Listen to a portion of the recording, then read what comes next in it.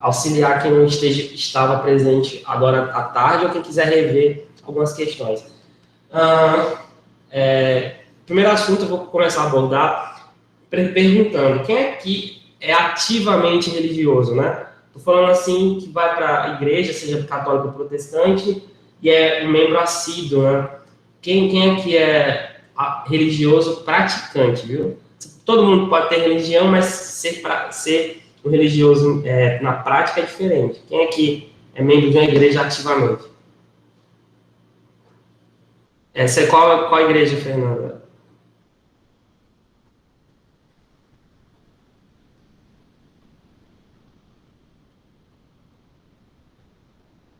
Protestante, católica? Quem mais aqui é religioso?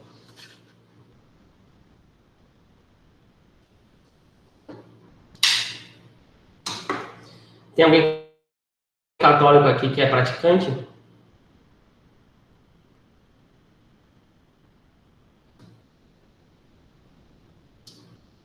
Não deixa o professor sozinho, não, porque é chato. A gente tem uma infinidade de religiões no mundo, né? A gente tem, inclusive, no Brasil, os países... eu era católica, ela já disse. No Brasil, é um dos países mais católicos do mundo, né? A população católica aqui chega por volta de 60%, mas não quer dizer que todo esse número pratica a religião. A população protestante chega aí por volta de 30%, é um pouco mais participativa, né? E tem outras religiões minoritárias, né? Religiões afro-brasileiras, etc. E tal. O cristianismo, né, que é esse conjunto de religiões, ele surge lá há 2000 e tantos anos atrás, né, a partir de uma cópia do judaísmo, né? Porque o cristianismo é uma cópia do judaísmo, e a partir disso vai emergir inicialmente a Igreja Católica, que surge dentro do Império Romano, como uma força política e econômica, que vai mandar na Europa, basicamente, e influenciar uma parte do mundo por mais de 1000 anos. E das contradições da Igreja Católica, por volta do século XV, uma série de pensadores começam a refletir sobre mudanças no campo do catolicismo.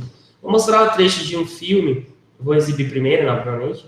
Cadê? Exibir. Vou mostrar o trecho de um filme que eu recomendo, inclusive, quem quiser assistir. É um filme interessante, chamado Lutero, que apresenta a história de um dos primeiros caras que fizeram uma cisão lá na Igreja Católica, a separação, né? E a partir dele que começa a surgir as igrejas protestantes, né? Protestante é como se chama os evangélicos, vem de protesto. Por que protestante? Porque eram sujeitos que fizeram exatamente criticar a igreja e a partir da ação deles se separaram uma parte da cristandade em católicos e evangélicos, né? No caso, protestantes. Esse trecho do filme, Lutero, ele aborda exatamente a questão das indulgências, né? Que são a Igreja Católica muito contraditoriamente, e é algo que hoje muitas igrejas protestantes têm feito, usava da venda de relíquias falsas com promessas de milagres, né? A cena do filme mostra um pouco isso.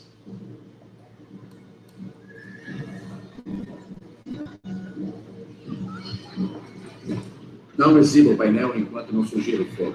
Tudo foi preparado, exatamente como o senhor nos instruiu.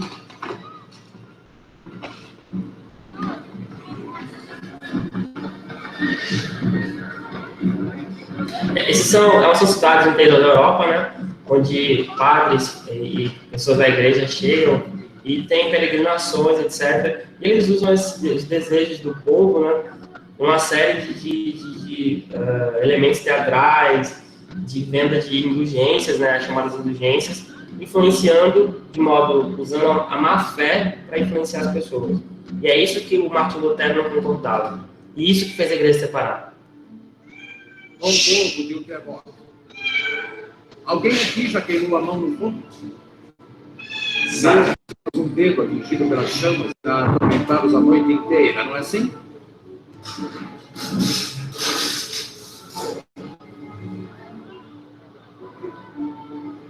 Usando truques, né? Ele passou uma substância na mão para mostrar que ele poderia não queimar a mão, né? Enfim. Imaginem, então, o corpo inteiro queimando. Não apenas por uma noite de insônia, nem por uma semana. mas por toda a eternidade. Não devemos nos livrar do fogo, da danação, do juízo final.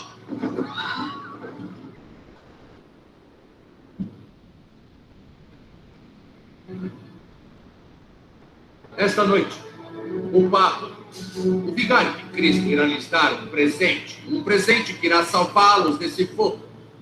Uma indulgência especial ligada à construção da igreja de São Pedro, em Roma, onde os ossos dos apóstolos apodrecem, expostos ao vento e à chuva, profanados por animais selvagens. Atentem às palavras do Santo Padre que diz: assentem uma pedra em São Pedro e lançarão a paz da salvação e da felicidade no paraíso. Como? Com esta indulgência. Quando? Esta noite. E apenas esta noite. Procurem o Senhor enquanto Ele está perto. Eis a sua salvação. Venham buscá-la. A venda de indulgências, de relíquias sagradas, era um grande negócio para a igreja, né, que fazia isso como uma forma de manter o fiel preso a ela e, obviamente, angariar fundos para as suas ações. Né? No caso aqui, ele está vendendo a indulgência de pagar a construção de uma igreja no Vaticano. No paraíso existe um baú de tesouros cheio de méritos. Méritos de Jesus Cristo, da Virgem Maria e dos justos que, durante sua vida, amealharam tudo para nós, pobres pecadores carentes. Esta noite, este baú foi aberto para vocês. Não ouvem as vozes deles? As vozes que gritam de seus pais mortos, seus avós, tios, tias, gritando: amada criança, amada criança. E com poucas moedas, vocês podem salvá-los da punição e da dor. Escutem, abram os ouvidos. O pai chamou o filho, a mãe, a filha. Quando uma moeda tilinta no cofre, uma alma sai do purgatório. Conta-me de Deus. Tem uma moeda para Cristo?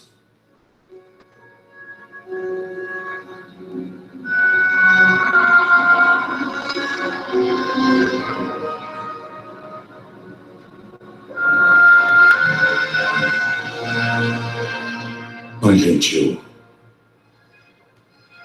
quando chegar a hora, sua filhinha aleijada deve poder correr para Jesus.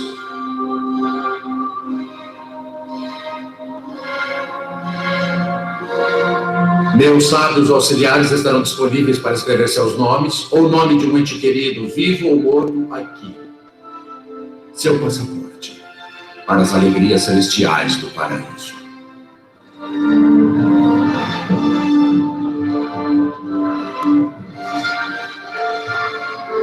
Nome? Ana Tara. Nome? Burton Belatti. A igreja vendeu várias vezes pedaços da cruz de Cristo, pedaços da coroa da crucificação, vendia relíquias como se fosse o sangue de Cristo. A cruz de Cristo foi vendida várias vezes.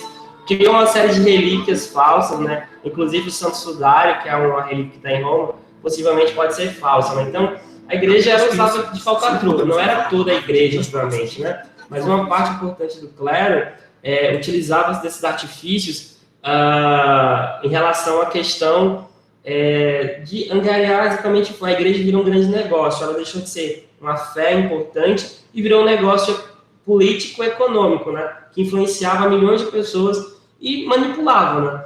É interessante que uma parte do que levou a igreja a ser criticada e a haver a separação, que é exatamente a manipulação da fé, acontece ainda hoje, na própria igreja católica e em algumas igrejas evangélicas que utilizam a má-fé das pessoas para fazer esse tipo de ação, né?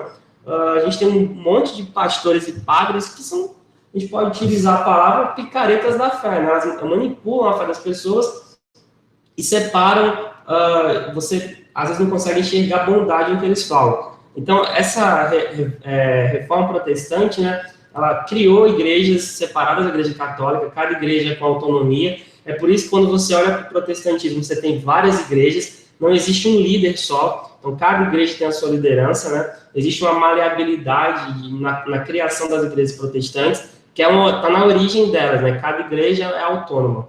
Enquanto que a igreja católica tem o Papa, a igreja católica romana tem o Papa, porque tem outras igrejas católicas menores, mas elas ainda assim são ligadas à igreja católica de Roma, que é a maior, tem 1 bilhão de fiéis. E essa reforma criou crise na Europa, porque gerou conflitos armados, criou novas igrejas, porque ela dá espaço para uma outra religião, e se tornou um elemento de crítica em relação à questão do pensamento da época, e ajudou a criar o que a gente chama de racionalismo, né? Então, iluminismo, reforma protestante, renascimento e Revolução Francesa, que é o foco dessa unidade, são elementos que quebraram o domínio da Igreja Católica na Europa. Essa temática está mais aprofundada no AVA, né? Recomendo que vocês acompanhem o que está colocado lá no texto e no vídeo do Nerdologia, onde você vai ver a atuação do monge Martinho Lutero, que é o vídeo centrado na ação dele, né? Como líder dessa reforma, onde ele vai inicialmente querer reformar a igreja. Quando não dá certo, ele sai da igreja. A partir da saída dele, você vê a separação de fato, né?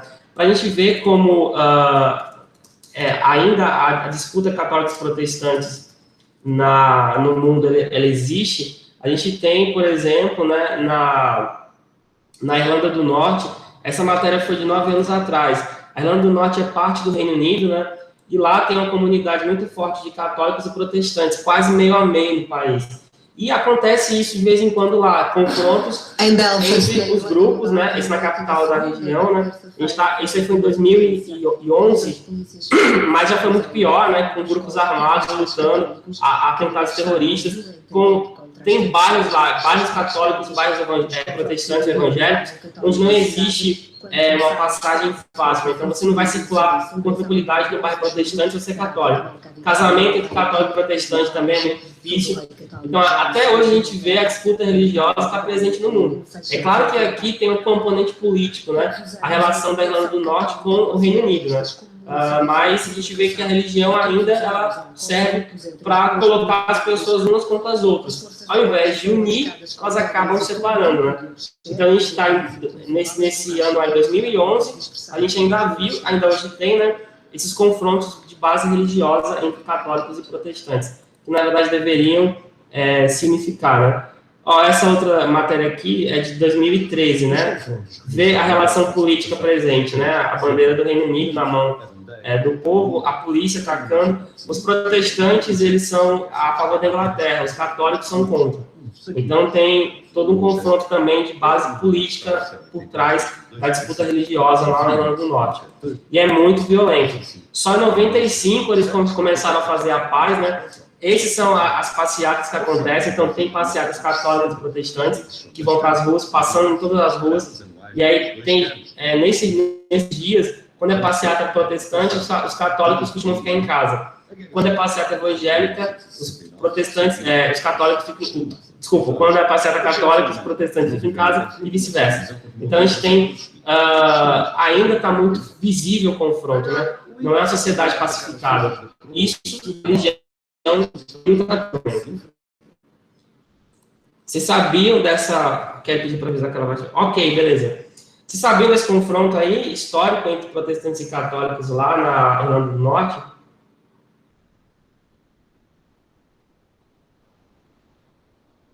Pois lá não tem cristofobia não, mas tem conflito religioso entre cristãos, né? Isso aqui é rinha de cristão, na realidade, lá, basicamente. Só no Brasil que tem cristofobia, contra ninguém sabe quem, na realidade. Bom, a gente tem nessa primeira parte da unidade reforma protestante, então o conteúdo está colocado lá, acho que aqui ajuda a interagir e aprofundar quando vocês chegarem lá. Mais adiante a gente vai ter na unidade a questão do renascimento, e aí eu vou abrir aqui para a gente poder, eu vou tentar passar rápido, né, porque é um slide bem extenso, porque a gente ainda tem o iluminismo, né, e aí a Revolução Francesa finaliza a unidade. Mas a Revolução Francesa, eu não vou abordar com profundidade aqui. O Renascimento, né? Só uma pergunta, vocês viram o Renascimento em artes, né? Ixi, travou. Vocês viram em artes o Renascimento, né? Sim. O que vocês lembram dele, em relação ao campo da arte? Quais são as características da arte? Era voltado para a religião? Voltada para quê? A última palavra eu não entendi. Para a religião, eu não lembro de quase nada.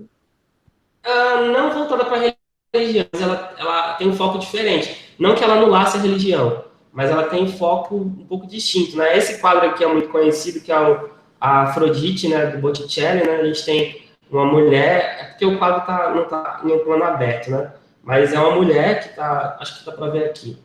Deixa eu colocar um zoom menos aqui.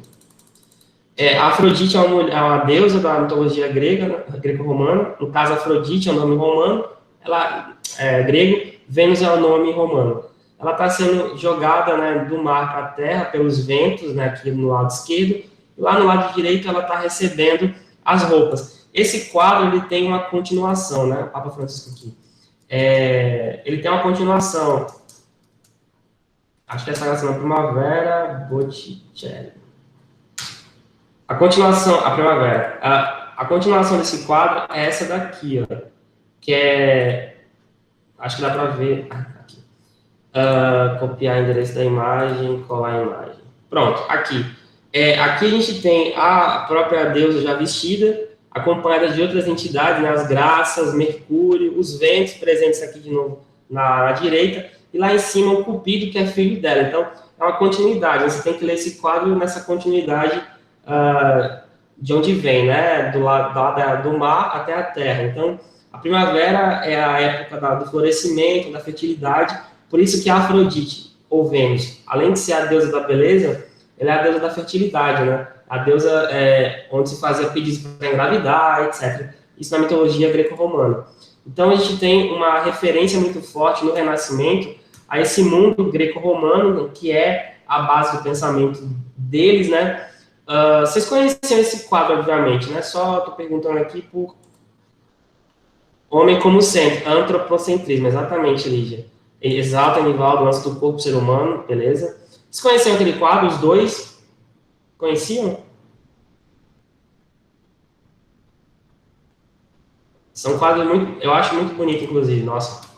Então, esse contexto a gente já começou a falar, né, que é o declínio da Igreja Católica. Na Igreja, ela passou a ser questionada, né, naquele contexto, né, o pensamento medieval posto em xeque, com a crítica profunda ao predomínio da Igreja, que impedia o pensamento racional, impedia que a ciência se desenvolvesse, botava limites para as artes, né, a Igreja controlava tudo, né.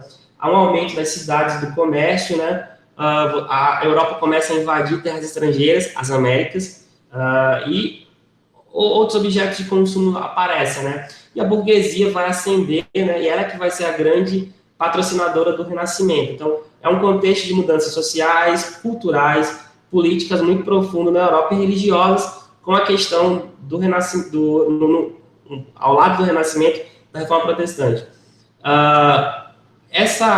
Esse local de nascimento do Renascimento vai ser no que a gente chama de Península Itálica. Não existia Itália na época. A Itália é uma criação recente. Você tinha lá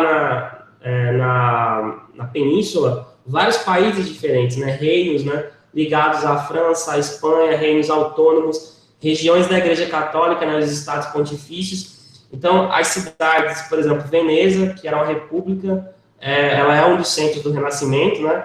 Ela comandava uma região vasta, aquela que está lá em cima, em marrom, tinha influência comercial mediterrânea, era uma república muito poderosa financeiramente e politicamente falando. Além de Veneza, um outro centro importante é Florença, né? Aqui a gente está vendo a Catedral de Florença, que é a obra do Filippo Brunelleschi, essa cúpula aí, e esses centros irradiadores, né, era onde tinham as principais escolas, né, de arte, onde as famílias mais ricas, como os Médici de Florença, bancavam esses artistas intelectuais. Então, o que hoje é a Itália, né, a Península Itálica, foi o berço do Renascimento, e daí ele se espalha pelo resto da Europa Ocidental. Quais são as características desse movimento, né? O Renascimento tem como característica o humanismo, que é uma ideologia filosófica que foca no ser humano. Há alguns conceitos aqui que vão ser complementares, né? Mas o humanismo está na obra, por exemplo, do Erasmo de Roterdã. O ser humano, né, passa a ser o centro das atenções da filosofia e não mais da filosofia católica da era medieval. O antropocentrismo, né, ou seja, o ser humano como centro das coisas, ou seja, não é mais o teocentrismo, né, ou seja, a divindade é o centro do mundo. Mas no Renascimento e depois no Iluminismo, o ser humano vai ser o centro das atenções da arte, da ciência, da vida, da política, do individualismo, né? A Igreja Católica ela tratava no período medieval, no Renascimento, no Iluminismo e depois nas consequentes no mundo burguês, é o individualismo, é a ação individual que conta. Inclusive, isso é muito ligado ao protestantismo. No protestantismo, são as ações pessoais, né, individuais, que contam para a sua salvação ou não. Então, na ideia protestante, a salvação é individual. Ela está ligada com o espírito do tempo, né, do individualismo. Enquanto na Igreja Católica, apesar de ser um pouco individual, ela é muito mais coletiva, né? As pessoas como um todo tinham que ter medo de não serem salvas. É diferente, no caso aqui, na perspectiva desse novo modo de ver o mundo que surge nesse momento na Europa Ocidental. Há um apego à antiguidade, inclusive a imagem que está aparecendo aqui tem referência a essa arte antiga, né? É o Davi de Michelangelo, e você vai ver uma cópia muito forte de quadros e figuras greco-romanas. É interessante que eles copiam as ruínas, né? Mas as próprias figuras greco-romanas eram coloridas, basicamente. Universalismo, né? Buscar valores universais, né? Valores de beleza, de proximidade, etc. Então, criar um sentimento universal, ou seja, valores compartilhados por todos. E o cientificismo, né? A ciência vai passar a ser a lógica da organização da vida. A ciência, o pensamento racional. Então, esse conjunto de características aqui, a gente pode dizer que são as bases para o entendimento, né, do que é o Renascimento e do que vai ser também o Iluminismo, porque, basicamente, o Renascimento é um elemento que vem antes do Iluminismo e caracteriza um pouco o próprio Iluminismo posteriormente, né? Lança as bases, digamos assim. O Renascimento tem 3 fases, né? Vou passar aqui, não vou me aprofundar, mas ela tem 3 fases. O Trecento, que é no século XIII, né? O Quattrocento, século XIV, e o Cinquecento, que é o século XV, né? Em cada um desses momentos, você vai ver o surgimento de obras, de artistas intelectuais que vão ter um papel, uma influência muito importante ao longo da história desse movimento artístico, intelectual, político também, e científico, né? Então, por exemplo, algum desses artistas, que são dezenas, né? Um dos primeiros é Giotto di Bondone, que é um dos primeiros caras que traz a perspectiva, né, para o quadro. Só uma pergunta, o que é perspectiva? O que é perspectiva? Alguém sabe dizer na arte? Como a gente vê. Sim, aqui, por exemplo, tem uma perspectiva. Tem o meu cabeção, mas a minha cabeça grande e meu ombro formam um triângulo, né? Na arte renascentista, ela tenta reproduzir a realidade. Então, ela vai usar a questão do fundo, né? Quando você vai ver os quadros, eles vão estar todos organizados a partir de uma figura. Então, é um enquadramento. Isso aqui é um enquadramento, né? É uma perspectiva. Tem um professor no meio, uma figura central, e tem o resto do quadro ao redor. Então, o próprio cinema, a fotografia, até hoje, usa muito a perspectiva, né? É o modo como você representa a realidade. Acho que a Marcela deve ter falado sobre isso com vocês. Mas isso é fruto do Renascimento, né? A arte medieval, deixa eu ver se eu mostro aqui rapidinho. Nossa, eu odeio esse computador às vezes. Mas eu não posso jogar ele fora. Travou.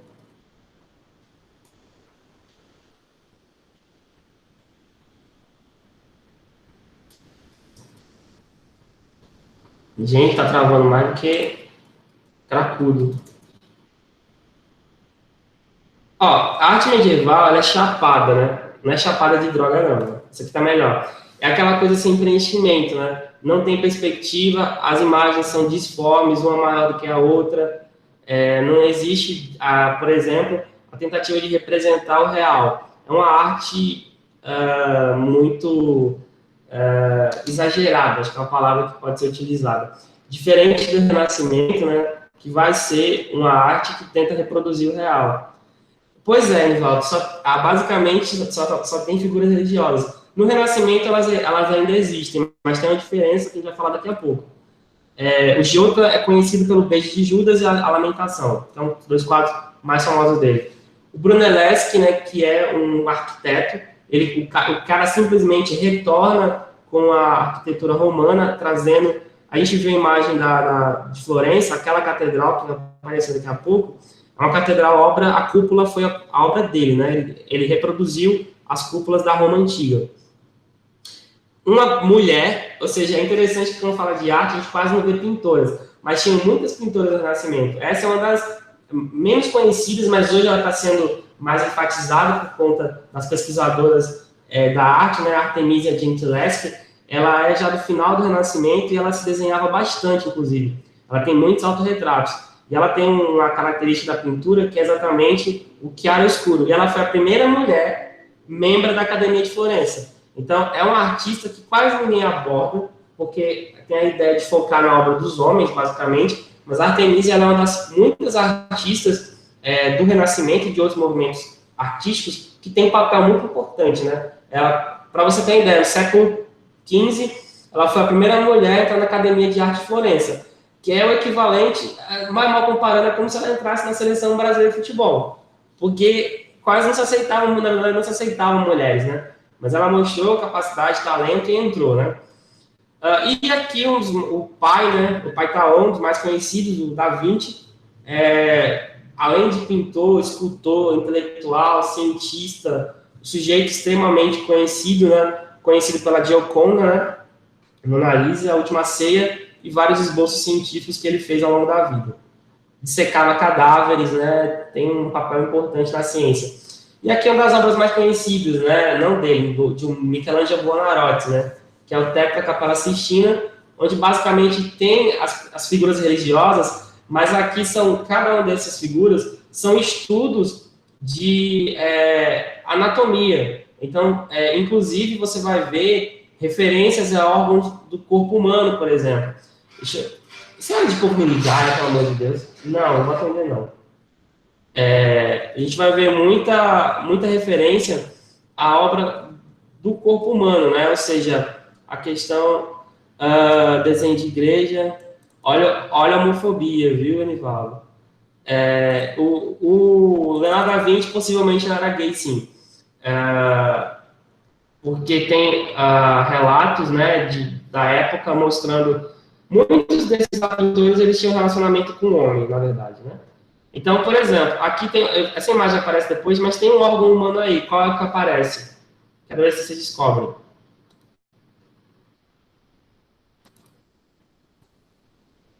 Qual é? Tu é o quê, menino? Você tá falando do pênis na imagem? João, repete. Ele é. Aquele meme ele é, né? Enfim. João, você pode repetir? O pênis do homem? Não. Tem um órgão do ser humano que está representado sutilmente.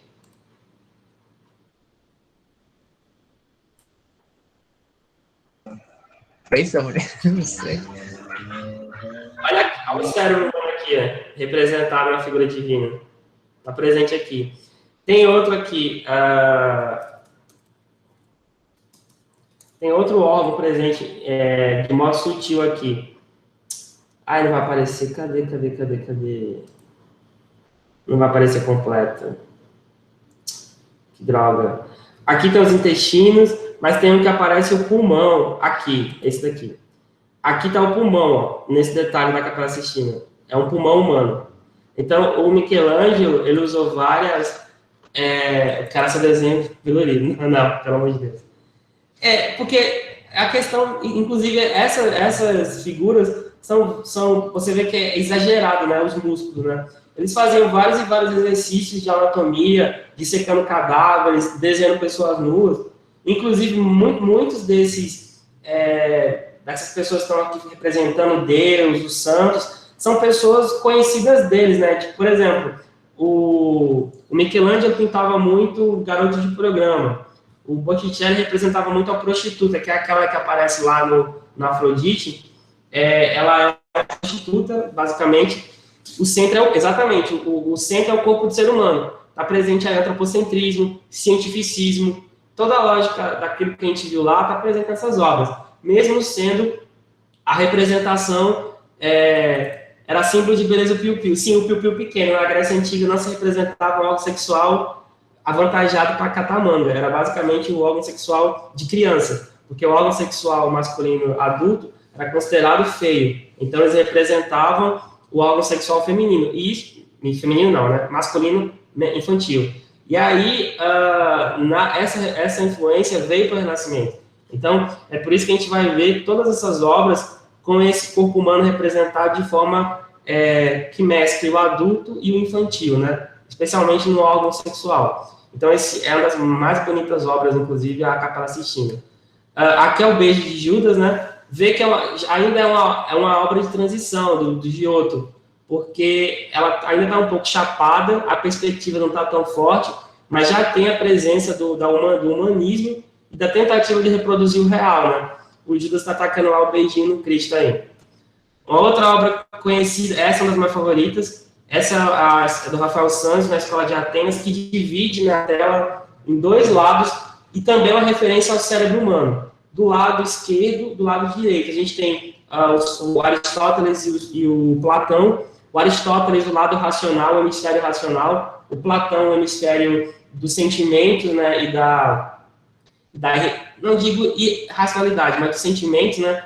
Então, são as duas formas de representar o mundo. E ao redor aí tem vários filósofos e filósofos, etc. e tal, presentes, né? E a maioria representada por pessoas ligadas ao próprio Rafael, né? Amigos, outros pintores, políticos, enfim. Então, o Renascimento sempre vai ter referência a essas perspectivas da ciência, do pensamento, da lógica do humanismo, do antropocentrismo e da racionalidade, né? É uma característica muito forte em todas as obras. Por exemplo, aqui está a questão da individualidade, né? Esse é o Doide de Veneza, né? Do Giovanni Bellini, o autor, esse é o Leonardo Loredano, que é o Doide. Individualismo, ou seja, uma figura burguesa, né? Presente e pintada de modo, inclusive, esse quadro é muito bonito, né? A textura a sombra, a textura do tecido, o tecido parece de verdade, né? Muito bem realizado. Aqui é o Fra Angélico, né? Que é a Anunciação, também é do começo, né? Da ação do Fra Angélico. E aqui, vê que interessante, Flagelo de Cristo, do Piero della Francesca. Os caras pegaram os renascentistas, né? O povo da época deles, pintaram no quadro e botaram Cristo no meio de colunas gregas. Então, você vê a presença da influência greco-romana, a questão humanista muito forte presente, né? E a lógica da burguesia representada aí, né? Então, são quadros que eles falam muito mais do presente que eles foram feitos do que do passado que eles tentam representar, né? Essa é uma escultura do Michelangelo Buonarroti, né? O Pietà, que imagina, o cara tava pedra de mármore gigantesca e no final sai isso aí, impressionante. E o Davi, né? Só que é um Davi do Donatello, é pequenininho esse Davi. É uma estatuazinha minúscula, não é tão grande quanto a do Michelangelo também não. E aí, a gente tem a cúpula da Catedral de Florença, né, do Brunelleschi. Esse formato de cúpula é uma cópia dos templos romanos. Durante muito tempo não foi feito, e ele retorna a isso, e hoje, até hoje, é estudado nas academias de arquitetura do mundo todo, né? Inclusive, é uma igreja muito bonita, né? De cima, ela é feita em formato de cruz, como muita igreja é feita no mundo, né? Então, esse renascimento, ele aproxima, né, essa questão do religioso, do humano, da questão da arte, da ciência, e traz uma nova perspectiva de mundo, né, como o Shevchenko fala, né? Não havia mais como separar arte e ciência, ambas representavam a vanguarda da aventura burguesa, da conquista de um mundo aberto a infinitas riquezas. Pergunta, deixa eu ver, alguém comentou aqui. A xenofobia, nossa. O corpo centro do mundo, tu é lesa, né? Enfim. Nossa, xingamento aqui. Olha a xenofobia, exatamente. Xenofobia demais, filósofo matemático, salve desse pintor. Sim, exatamente, Lígia. Tipo Zeus, na verdade Deus, né? Tem muita representação que imita os deuses romanos e gregos. Olha, no Ava tá mais profundo, né? O vídeo, inclusive, de autoria minha, tá até a trilha sonora medieval, renascentista, inclusive. Pergunta: deu para compreender as características aplicadas do Renascimento? Se tivesse uma pergunta com um quadro perguntando, dava para vocês responderem, por exemplo?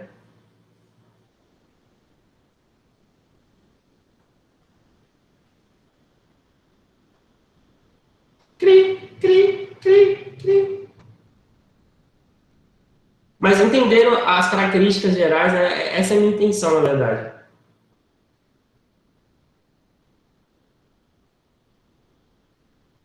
É interessante, tu vai ver o vídeo comigo mesmo ao vivo, né? Mas enfim. Bom, posso passar adiante para o iluminismo? Se tiver perguntas, vocês podem colocar, viu? Eu vou respondendo porque o tempo está bem escasso. Vamos lá. Iluminismo. Que esse é bem mais longo, obviamente, né? Esses slides me dão muito trabalho para fazer, viu? Valorizem. Então, o Renascimento, ele dá uma base, né, de sustentação para o surgimento do Iluminismo, né, que é um movimento jamais ligado ao campo da ciência, né, da ação política, que vai ter repercussões muito profundas no mundo todo a partir do século 17 e 18, né, especialmente 18. Então, o Iluminismo, ele vai... A gente tem aqui uma imagem do Kant, e ele diz o seguinte sobre esse movimento, né? O iluminismo representa a saída dos seres humanos de uma tutela que estes mesmos se impuseram a si. Tutelados são aqueles que se encontram incapazes de fazer uso da própria razão, independentemente da direção de outrem. É-se culpado da própria tutela quando esta resulta não de uma deficiência do entendimento, mas da falta de resolução e coragem para fazer uso do entendimento, independentemente da direção de outrem. Tem coragem para uso da própria razão. Este é o tema do iluminismo. Eu quero mostrar uma cena que aparentemente não tem nada a ver com o iluminismo, mas tem sim. E aí eu explico o porquê. Cadê a cena? Tá aqui. Vamos ver. Eu imagino que deva estar se sentindo um pouco como Alice, escorregando pela toca do coelho. Eu acho que sim. Vejo isso em seus olhos.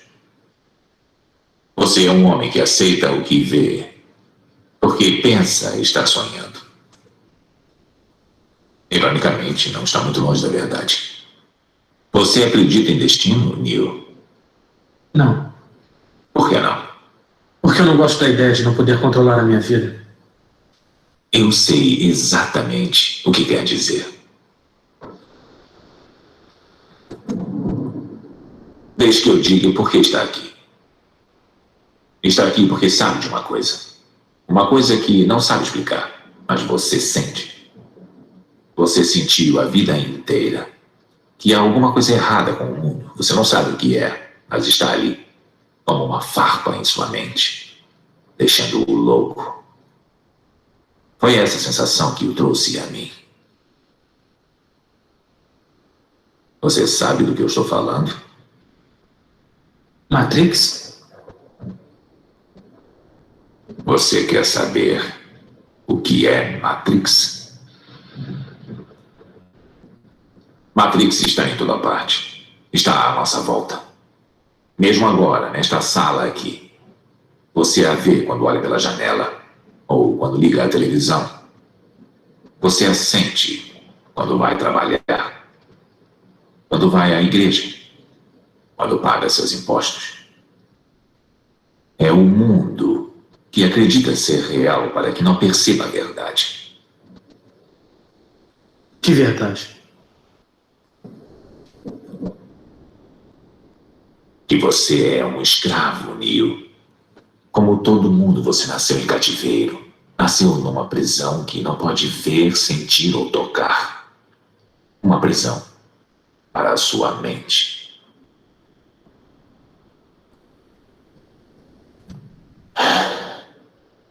Infelizmente, não se pode explicar o que é Matrix. É preciso que veja por si mesmo.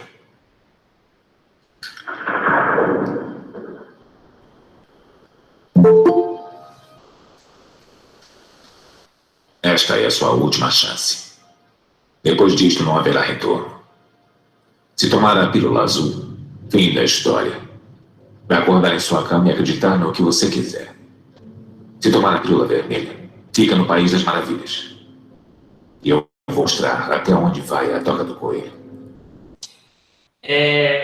Bom, vocês escolheriam o quê?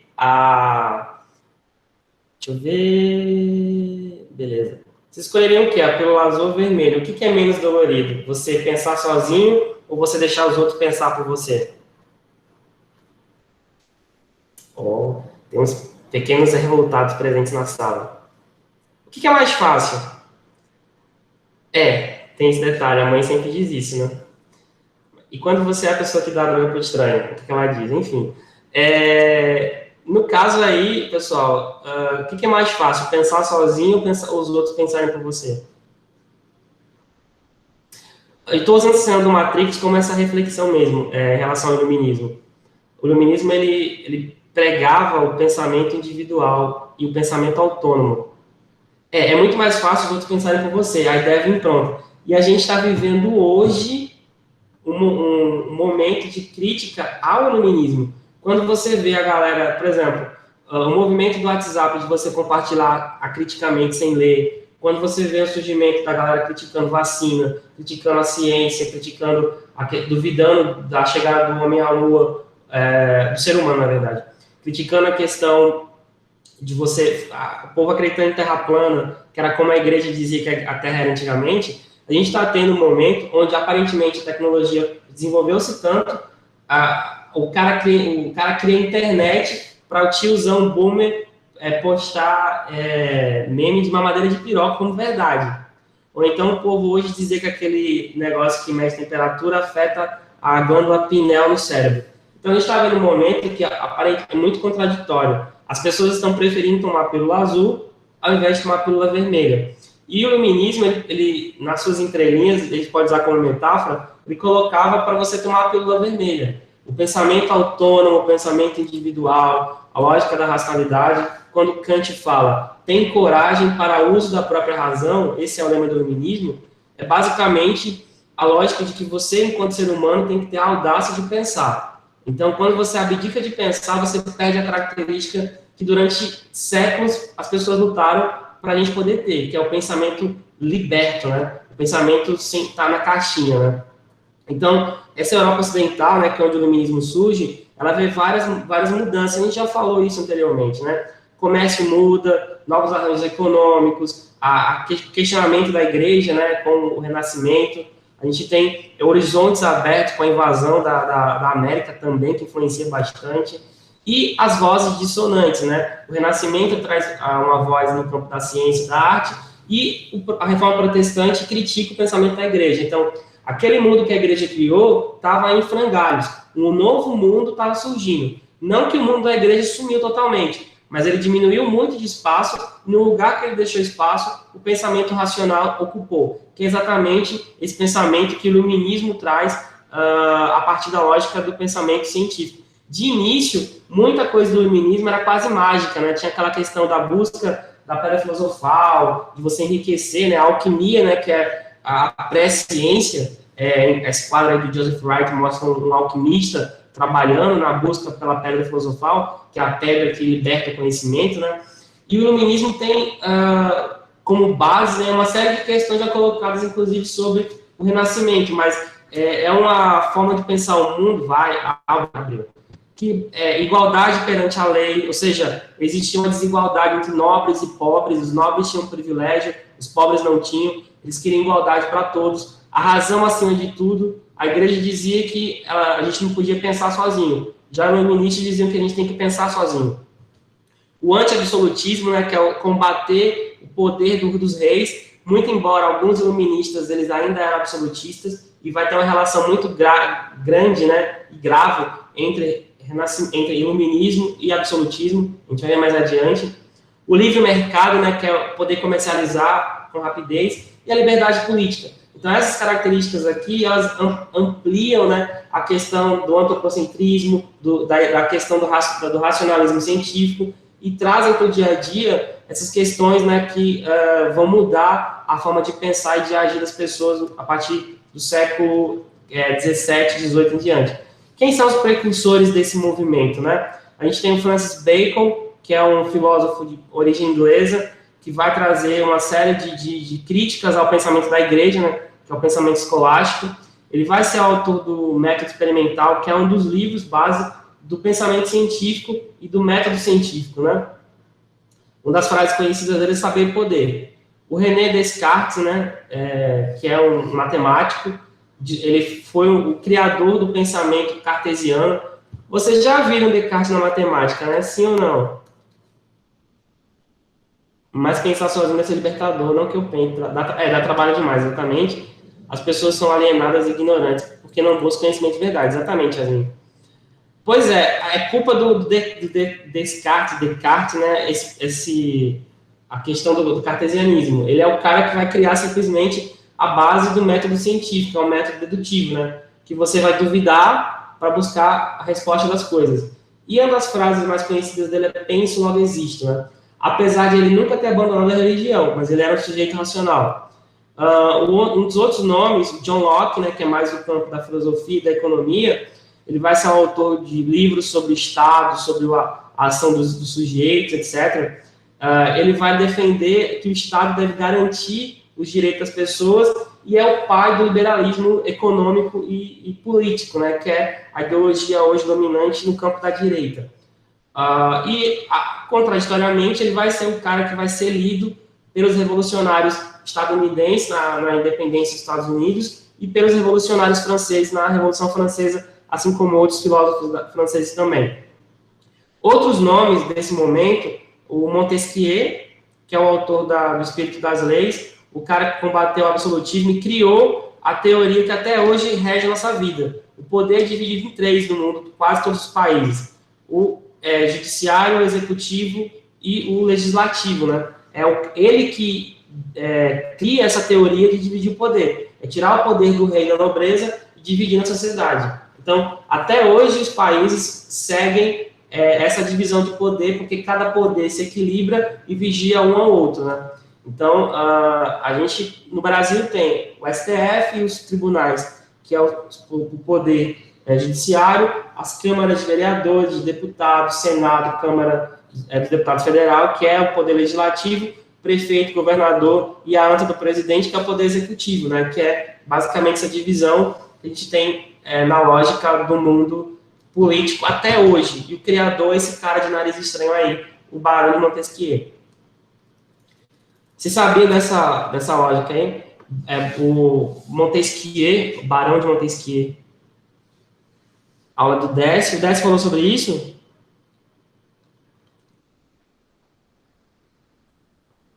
No caso, sobre o poder, ele falou sobre essa questão? Falar é foda. Ah, tá. Enfim, Lídia, vamos lá, voltar para cá. Enfim, vamos lá. Uma das frases dele era a injustiça que faz a um é uma ameaça que se faz a todos, né?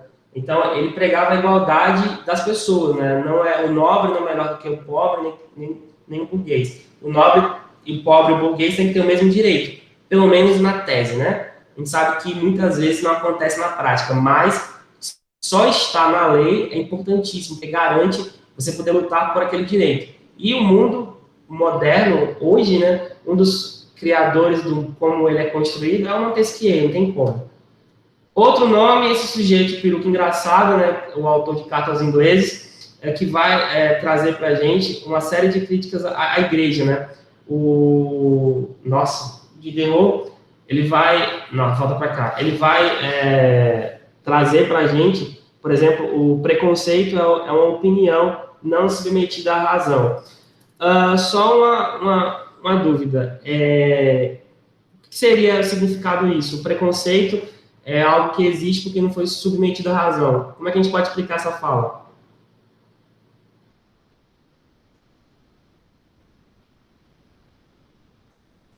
Pode abrir o microfone se quiser.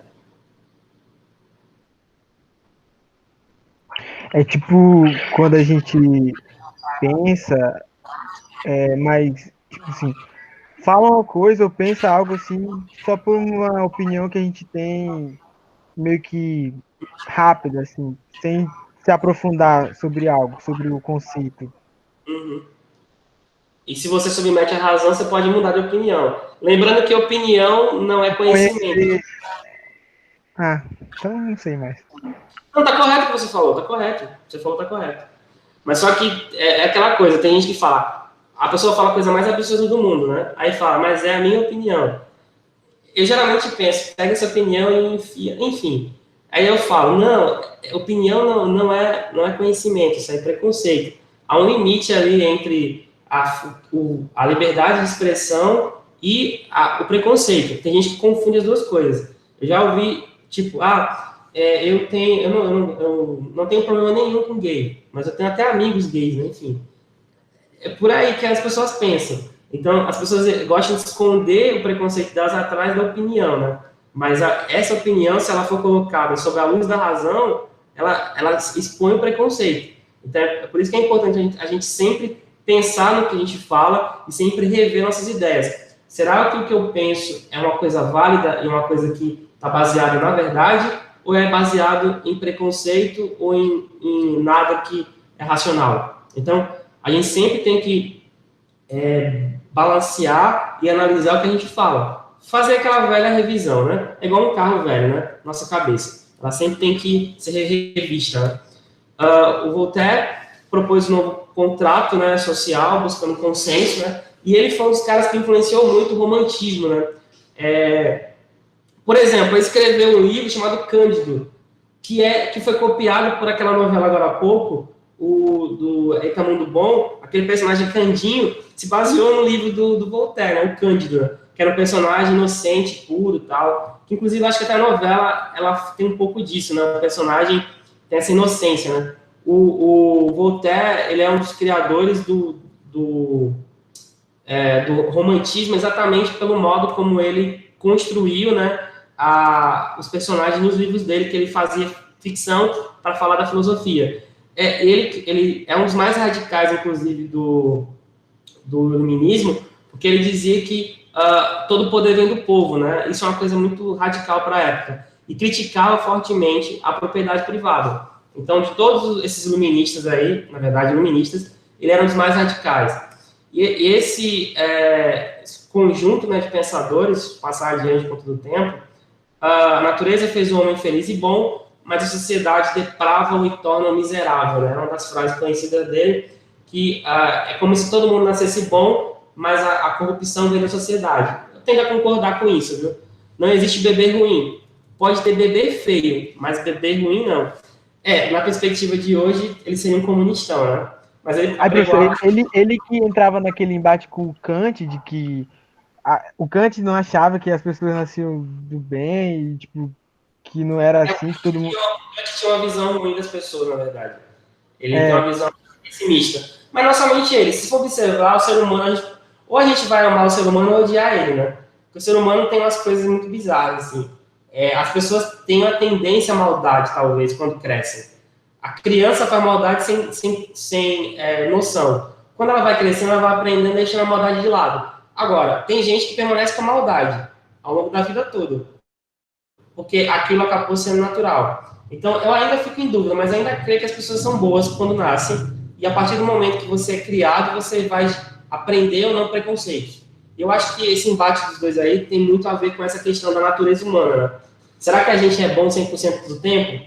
Não sei. Será que a gente é ruim 100% do tempo? Talvez não. A questão a gente... Tinha até um negócio de filosofia que a gente estava estudando, acho que o professor estava falando assim, tipo, que um deles falava que, sobre as regras, né, tipo, que as pessoas obedecem as regras porque elas são boas por natureza e O por contrato isso, social.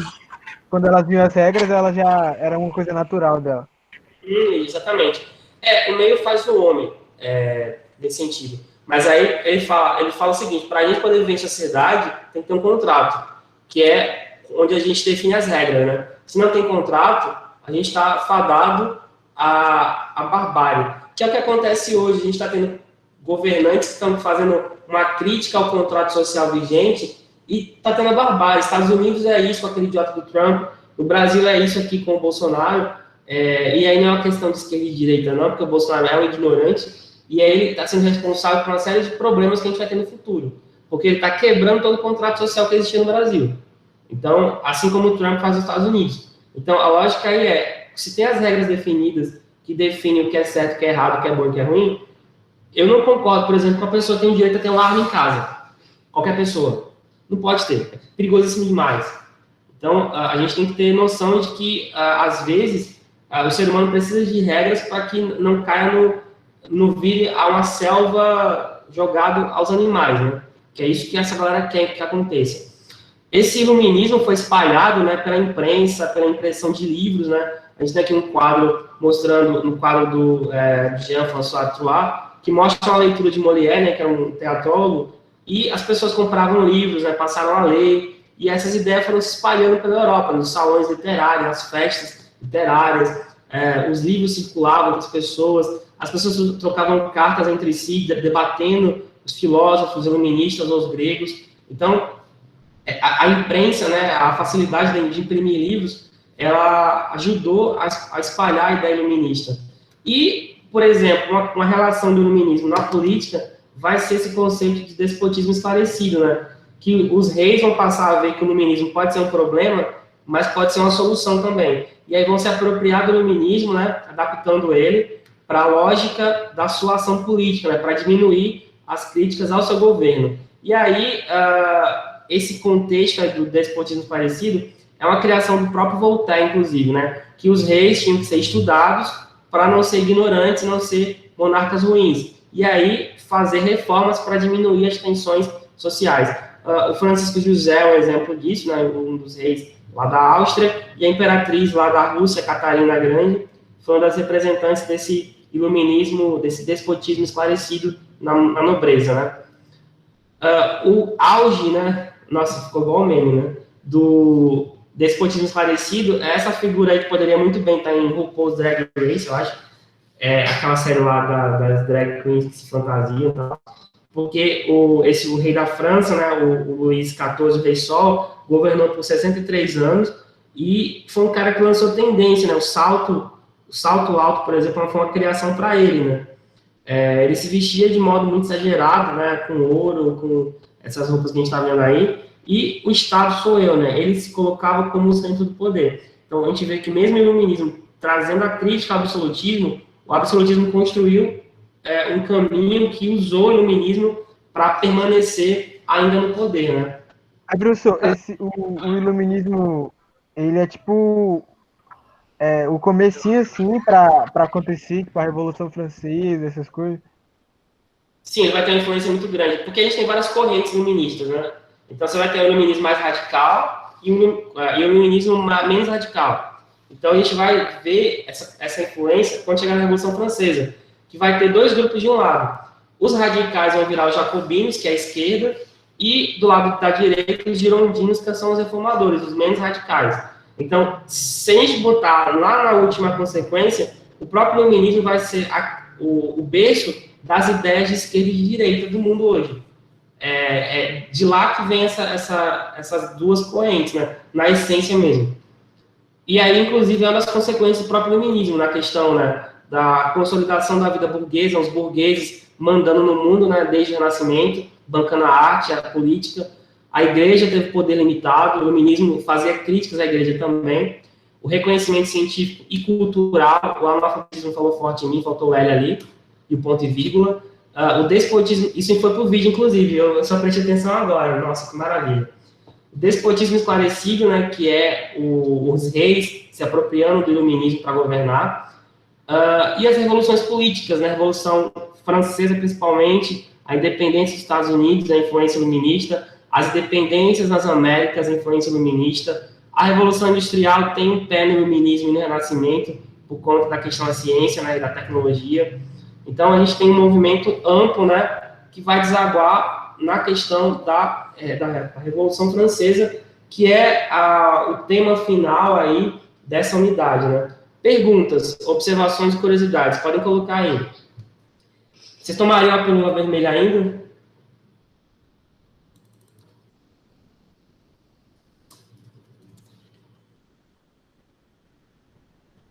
Sim. Eu quero mostrar para a gente ir adiante, eu quero mostrar, cadê esse trailer? Não é isso não. Cadê o trailer?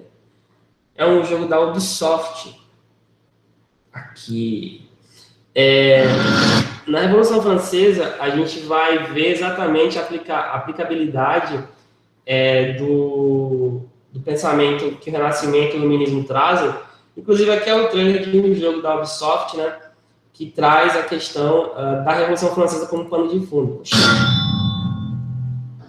Ah, não!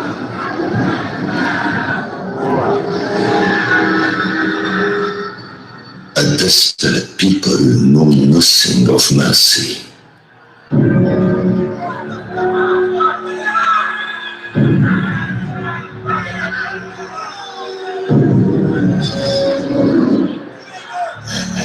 For years, we the people had suffered the cruelty of men too fed to starve, too rested to care, but no more.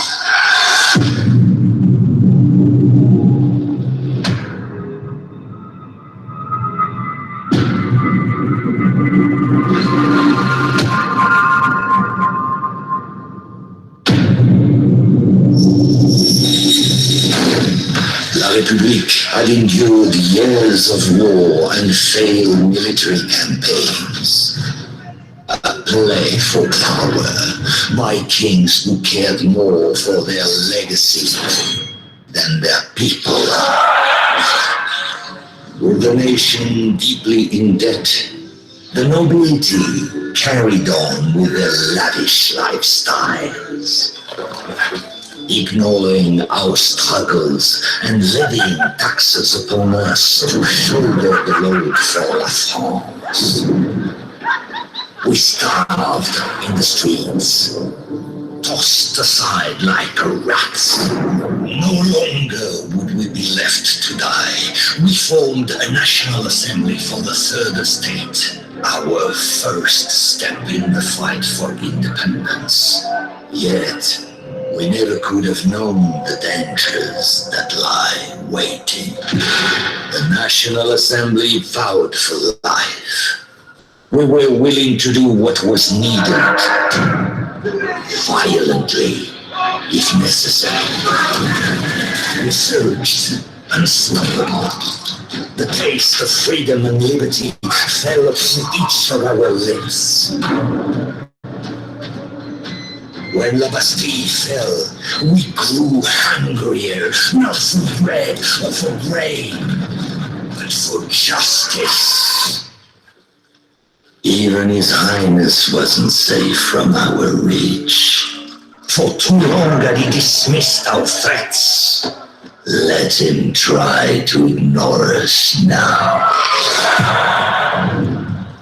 After ordering the death of the king, one man thirsted for control.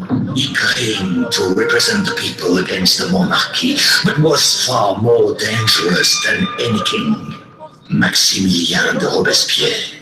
The slightest suspicion of counter-revolution was met with death. Mere rumors and speculation saw many of us meet our end.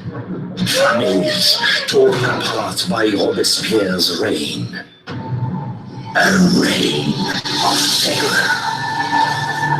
Hundreds of thousands dead. Streets run red with blood. But the reign of terror would not last. Robespierre knew he was to meet the very end he had brought upon so many. While fighting his arrest, he tried to make his escape, but he was unsuccessful. A bullet to the jaw to remind him of his failure. A desperate people know nothing of mercy.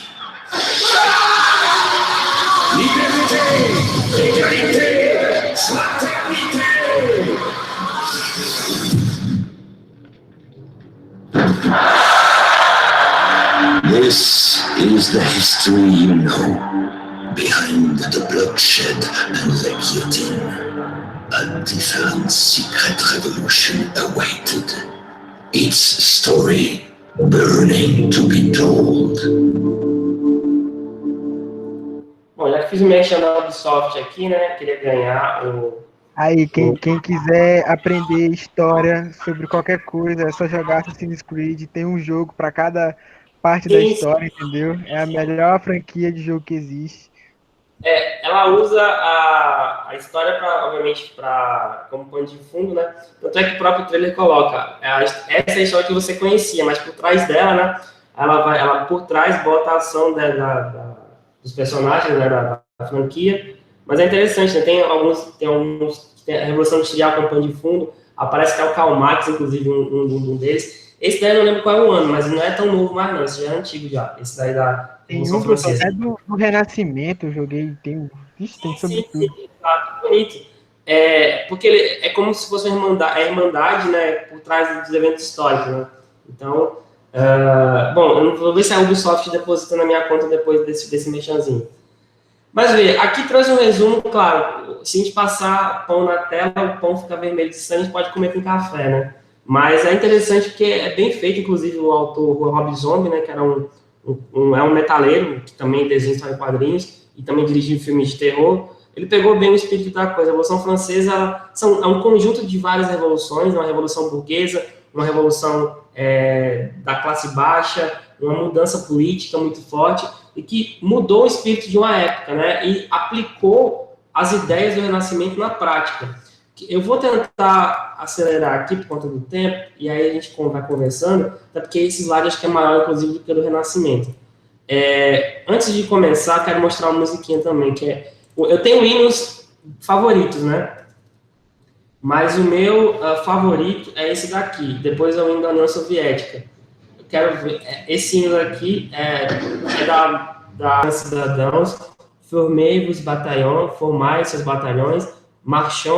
Marchemos, que de sangue impuro, avre de mancilhão. Que do sangue impuro nós vamos saciar os nossos facões, né? É um hino de guerra, na verdade, né? E que virou o símbolo da França. Inclusive,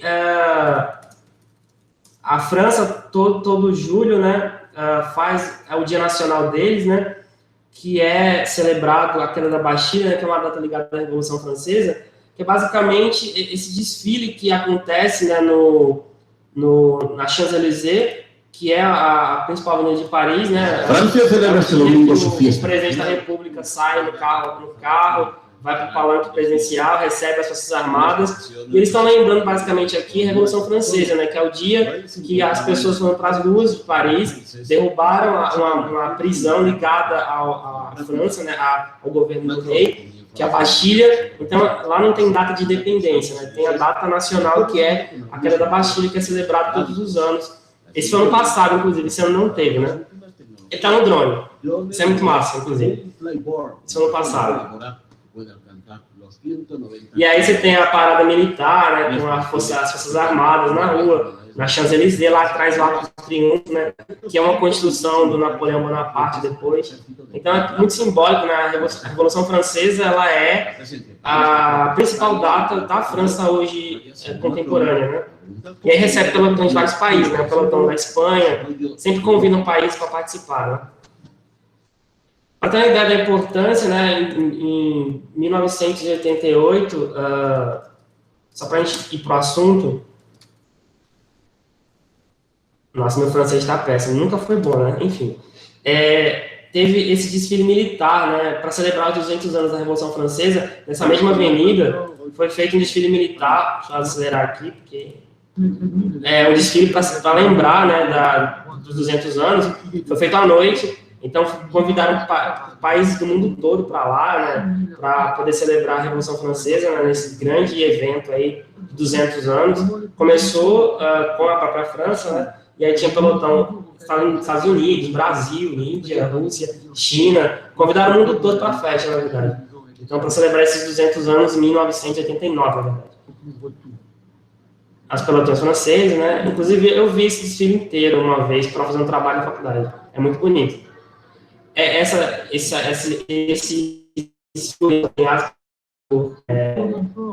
Feministas franceses e tal.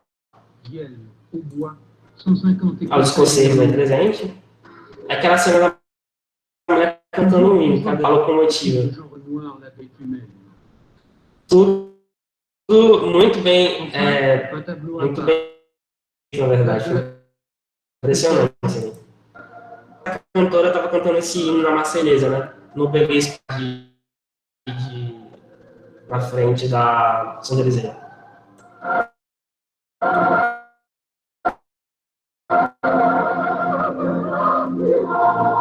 Então, a tradução, ela é um elemento importantíssimo da identidade francesa, né? Vamos tentar entender um pouco desse processo todo aí.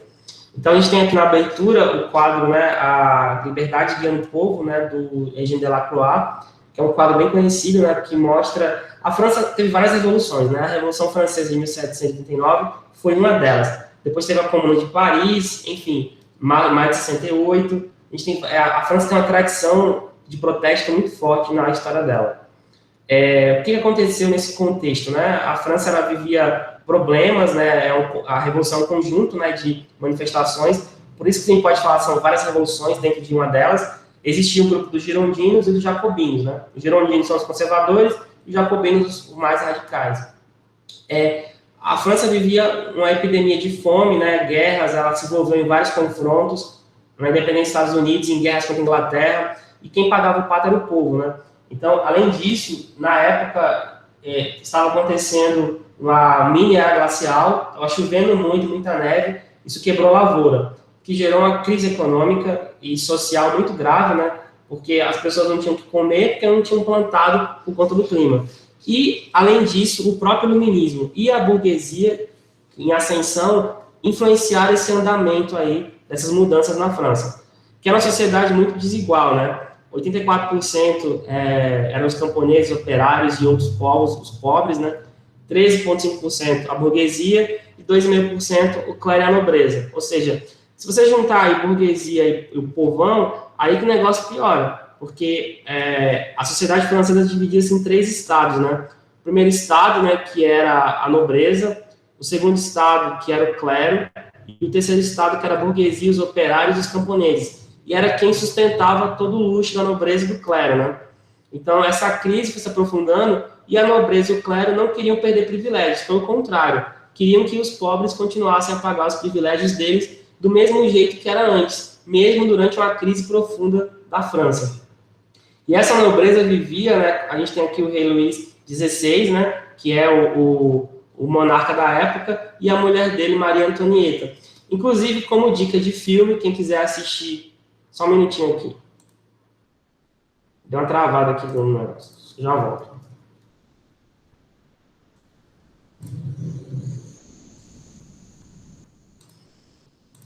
Acho que agora vai de novo. Foi. Quem quiser assistir o filme, eu recomendo esse filme daqui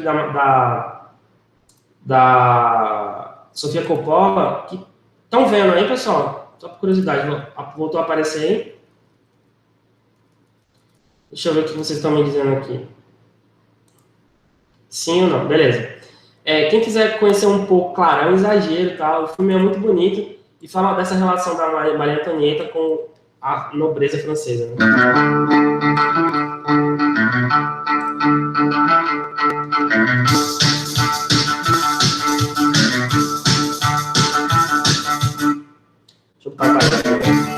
Então, a vida da nobreza, né, é uma vida de luxo, de ostentação.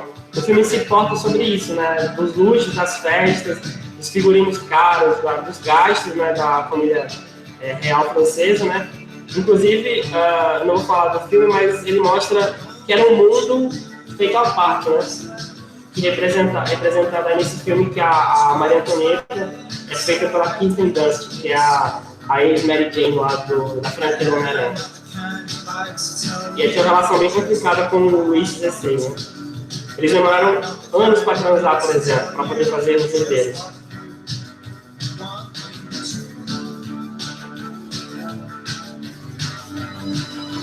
E sim, a trilha do filme é rock contemporâneo, não é música clássica.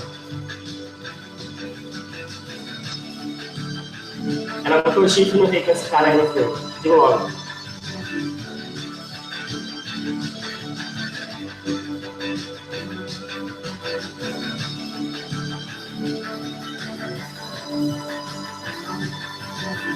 É um filme muito legal, assim, quem quiser assistir vale muito a pena, que mostra um pouco essa ostentação desse casal francês aí, né, que viveu nesse palácio de Versalhes, né, enquanto que o povo estava lá sofrendo. Aqui são jardins, né, aqui é a parte interna já do palácio de centenas de quartos e aposentos, né, esse é o famoso Salão dos Espelhos, tudo dourado, banhado a ouro, com vitrais de cristal,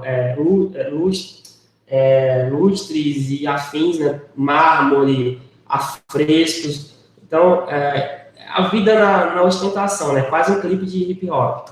E a gente tem um povo que vivia exatamente lutando por direito, né, e aí esse povo começa a se rebelar e vai utilizar a Assembleia dos Estados, né, o rei convoca a Assembleia para diminuir as tensões, só que acaba não dando muito certo, né, o povo se separa de um dos quartos lá do palácio e se declara em Assembleia Nacional, e com a adesão, inclusive, de uma parte da nobreza e algumas pessoas do clero, né, que vão se unir para reformar a sociedade francesa. Enquanto isso, em Paris, né, as pessoas se rebelavam, né, o terceiro estado, né, que são os pobres. A gente tem aí o Barret Frige, né, que era o símbolo dos jovens revolucionários, né, o sans-culotte, esse daí que a gente está vendo do lado, o rei vai acabar acatando algumas das demandas, só que a coisa já estava fora do controle, né? E aí a França vai pouco a pouco mergulhando cada vez mais na questão da crise, né? Aqui tem o que eu tinha falado. Derrubar essa prisão que era símbolo, né, do regime do rei. Paris entra em chamas. No dia 14 de julho, que é a data nacional francesa, essa prisão ela é simbolicamente destruída, os presos são libertados e o clima só se aprofunda, né? A Assembleia vai escrever o documento que é chamado Declaração dos Direitos do Homem e Cidadão, que vai dizer que todo ser humano é igual, que não tem que ter distinção de classe, e vai provocar uma revolução no modo como o Estado vê o cidadão, né? Se antes era baseado no privilégio, né, os nobres têm poder, o clero tem privilégio, e os outros pagam os impostos, não tem privilégio nenhum, aqui a gente vai ver uma tentativa de construir a igualdade política através desse documento que influenciou quase todos os documentos de Constituição do mundo até hoje, né? O artigo 1 dizia o seguinte: os homens nascem, são livres e iguais em direitos, né? Todo mundo é igual, não tem distinção nenhuma. A gente vê aqui homens, né, como sinônimo de ser humano. O machismo está presente também, mas já é um grande avanço no modo como a sociedade vai começar a se ver, né? O rei ainda vai tentar continuar com o poder. Uma parte da burguesia e da nobreza não vão aceitar todo o radicalismo, né? E em 1791, a Constituição é aprovada, se cria uma monarquia constitucional, onde o rei vai ter um poder limitado. Mas, como eu falei, como a Revolução tinha vários interesses, ela continuou. Então, essa tentativa aqui de parar ela não vai dar muito certo. Então, se divide o poder em três, né, como a gente tinha falado antes, né, que é a perspectiva iluminista do Montesquieu, né, legislativo, executivo e judiciário, dividiram o poder. E aí, a Revolução tem dois grupos que definem o pensamento político até hoje. A esquerda e a direita, né? A esquerda porque sentava à esquerda os jacobinos, né? Que defendiam o radicalismo. E a direita sentava os girondinos, né? Que eram, a gente vai tratar eles daqui a pouco. Os jacobinos eram formados por médicos, professores, advogados, pequenos burgueses, mas também camponeses, artesãos, ricos e pequenos comerciantes que sentavam à esquerda lá do parlamento, né? os girondinos defendiam apenas algumas mudanças, eles não queriam uma mudança radical. Era formado pela alta burguesia, banqueiros, empresários e comerciantes, mas também alguns nobres. Então, é essa divisão aqui que vai surgir na Revolução Francesa que vai marcar a história do mundo politicamente até hoje, né? Esquerda de um lado, ou esquerdas de um lado, e direitas de outro, né? O pensamento ideológico do mundo hoje está partindo assim desde então. Então, jacobinos, em muitos momentos, vão conseguir comandar a Revolução, que é o período do terror, né? A gente viu no vídeo, no começo dessa parte, a ação do Robespierre, né? Que vai formar uma convenção nacional para poder abolir a monarquia. O rei, inclusive, depois vai ser guilhotinado, né? E vai ser criado um comitê de salvação pública. E, nesse momento, esses jacobinos vão ter poder. A partir de 1792, a Revolução se torna mais radical, né? Que é quando ela passa a guilhotinar geral, como a gente viu lá no vídeo, né? Então, o próprio rei vai ser morto nesse momento, em praça pública, né? Junto com a rainha também lá. Essa é uma gravura do dia da morte dele. Menos violenta do que o trailer lá do Assassin's Creed. E a guilhotina, que é esse instrumento aí, vai cantar legal, viu? Ela vai cantar direto. A gente tem documentos que colocam entre 5.000 a 8.000 pessoas foram mortas só na guilhotina, que foi criada por um médico, né, para agilizar a matança, né, o José Ignace Guillotin. Ele que criou esse instrumento, por isso que tem o nome dele, guilhotina, né? Guillotin. E aí, a burguesia francesa vai ver que a coisa está saindo do controle, e vai fazer aí a proposta de parar a Revolução, e aí que a figura do Napoleão surge como centro do poder francês. A gente não vai abordar agora, a gente vai abordar isso lá na última unidade, que a figura do Napoleão vai ter uma importância muito forte, inclusive indiretamente na independência do Brasil, no processo que levou a ela. Então, ele vai colocar a Revolução em termo, né, vai assumir o poder, e a Revolução Francesa termina quando ele chega ao poder como imperador da França, 1798, né, 99. Ó, aqui foi muito rápido, superficial, né? Porque tem como aprofundar bastante. Mas deu para entender a relação entre essas esferas, né, lá da mudança do pensamento e o auge dela com a Revolução Francesa? Quero perguntas, observações agora de vocês. O que não ficou claro, Érica?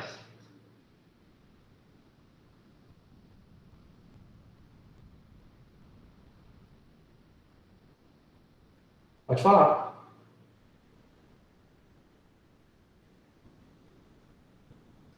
Poxa, cara, mas você vai ver isso no ABA daqui a pouco também. Mas qualquer dúvida pode perguntar no WhatsApp depois, tá? Tô online para tirar o pai, tá? Para tirar dúvidas direto. Direto não, né? Naquele horário que a gente contou lá. Mais alguém tem alguma observação? Pode colocar aí. De novo, cara, o resumão foi esse de hoje. Você vai ter que assistir de novo isso daí, no caso. Porque eu resumi toda a unidade hoje, né? Mas a unidade está explícita lá no ABA, parte por parte, né? Com os textos e os vídeos mais aprofundados. Esse aqui foi o resumão da unidade, na realidade. Exatamente, Lídia. Esse é o maior conteúdo dessa unidade, desse módulo. É o maior. Os outros são mais tranquilos, mas o próximo, a História do Brasil, é mais de boas. Mas esse é o maior das unidades, é essa. Não tinha como separar, na realidade. Mas, assim, de modo geral, vocês conseguiram entender um pouco, pelo menos, a essência? Pode falar, Lídia. Quiser abrir o microfone? É porque, assim, tem aquele lance da fundação, né, da formação dos estados modernos, né, que é quando acaba com o feudalismo e tudo mais. Só que, tipo, o senhor ainda estava falando que ainda tinha esse negócio das cobranças feudais, mesmo em 1700 e pouco? Um dos elementos que levou a Revolução a acontecer foi as cobranças de impostos feudais aí na França, isso em 1789. Para muitos historiadores, o feudalismo ele só vai acabar, a estrutura dele, quando a Revolução Francesa ela se forma, né? Porque muita coisa que ainda estava presente, desde a cobrança de impostos, privilégio da nobreza, é uma coisa feudal. A própria França ainda tem muito isso, era um país muito agrário. Então, é a partir dali, da Revolução Francesa, que a estrutura feudal ela é realmente quebrada. Mas até então ela existia ainda, especialmente no campo, na relação nobre e camponês. Não existia mais a servidão, no sentido amplo, mas os impostos e o acesso à terra eram muito limitados, no caso, o acesso à terra para o camponês. Nesse ponto aí, você acha que essa dúvida deve ter melhorado ou não? Deu para entender? Não, deu para entender, porque eu pensei que a partir do momento que formaram os estados modernos, delimitaram as terras, digamos assim, não era uma coisa tão espalhada como estava naquela época, tinha acabado também essa parte do feudalismo. Totalmente não. A estrutura gigante, sim, mas algumas características permaneceram, né? Os impostos, o privilégio da nobreza, a influência da igreja ainda é muito forte. Então, a estrutura feudal, ela ainda vai permanecer em muitas regiões durante muito tempo. Mesmo depois lá do século XV, que é quando a igreja perde influência, mas a questão econômica ainda era muito agrária e a nobreza tinha muito privilégio ainda. É porque o problema, às vezes, quando aparece, quando a gente está em livro didático ou alguns vídeos na internet, os caras, é como se começasse um negócio, terminasse, começasse outro. Não é assim que a história funciona, às vezes. Ela tem processos em paralelo. Então, por exemplo, a Revolução Francesa, ela vai ser apropriada, por exemplo, pelo Napoleão, que vai tirar o excesso dela e vai deixar o que era de bom para ele, por exemplo. Então, os processos não têm um fim exato. Eles vão se transformando pouco a pouco. Tem historiador que fala o seguinte, que a história tem 3 estruturas. Tem o evento, né, que é a coisa rápida, a conjuntura, que é o momento, e a estrutura. O que muda rápido é o evento, o que muda menos é a conjuntura, e o que quase não muda é a estrutura. Então, a gente pode entender a questão feudal assim, o evento era outro, a conjuntura era outra, mas a estrutura ainda era a mesma, no caso em relação à França. Mais alguém? É um intervalo de tempo muito grande, né? Porque até os ideais renascentistas e essa parte iluministas, até a parte da Revolução Francesa, é um intervalo de tempo enorme. Praticamente 3, 4 séculos. Só que ainda permanecia muita coisa. A gente vê, apesar do Renascimento ser mais humanista e antropocêntrico, mas a presença da religião estava forte ainda, porque muitos temas dos quadros ainda eram religiosos. E eles não negaram a religião, eles apenas queriam que a religião tivesse um espaço menor. Assim como muitos iluministas, a gente acha que o iluminismo era ateu. Não é totalmente ateu. Você tinha iluministas ateus, mas eles não podiam expor esse ateísmo assim, eu sou ateu, beleza? Não era assim. Eles eram sutis ou tentavam adaptar o pensamento deles ao pensamento religioso. Como o Descartes falava. Descartes dizia, é possível provar a existência de Deus pela matemática. Ele dizia isso. Vocês acham que concordam com ele? Eu não concordo muito não, mas enfim. A matemática é a obra do cão, né? Mas ele dizia isso, né? Que era possível provar a existência de Deus com a matemática. Inclusive, ele tem várias falas, em vários livros deles nessa pegada aí. Então, a estrutura ainda continuava muito similar, ela vai mudando, mas até hoje tem gente que é anti-iluminista, anti-racionalista, com um pensamento parecido com o século XV, XVI. Então, mudar todo mundo é difícil, você muda uma parte, né? Mas muda muito, inclusive. Mais alguém? Alguma dúvida, observação, dicas, recadinhos de coração para alguém?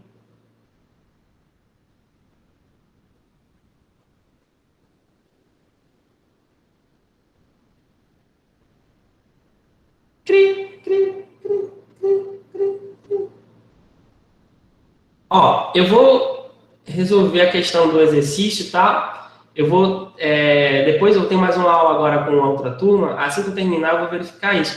Até porque não dá tempo de todo mundo chegar até lá daqui a pouco, né? Então, assim que eu terminar, eu vou verificar o que aconteceu, eu vou falar com o professor Valvo para ele verificar também, se ele tiver acesso lá direto ao AVA, ou ao Etinan, que é responsável agora. E aí, acho que até umas 7 horas no máximo, que é depois da aula, né, eu tenho resolvido isso. Mas até lá, eu creio que ninguém chegou no exercício. Porque ele sumiu exatamente de onde eu tinha colocado ele.